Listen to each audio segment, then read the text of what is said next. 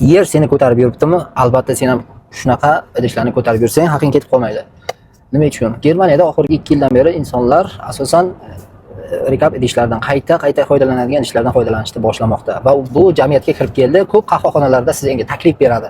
Eshmat, senga aynan shunga qo'yib bersam maylimi deydi. Bu narxi 1 yevro. Buni boshqa qahvaxonaga yoki Germaniyaning narigi burchagiga borib topshirsang ham senga 1 yevroni qaytib beradi yoki yangi kofe ichmoqchi bo'lsang yoki choy ichmoqchi bo'lsang, aynan sen buni olib qoladiki, senga boshqasini beradi va 1 yevrong aylanib yuribdi o'zing yoningda. Uni ko'tarib yursang, chunki yer seni ko'tarib turibdi.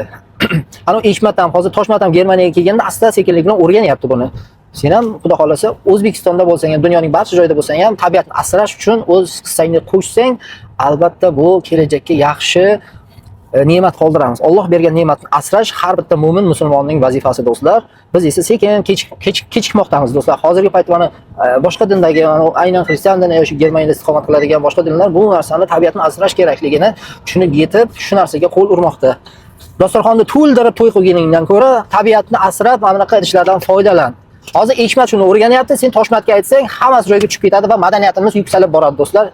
Charchamanglar, rekab idishlardan foydalanishni unutmang.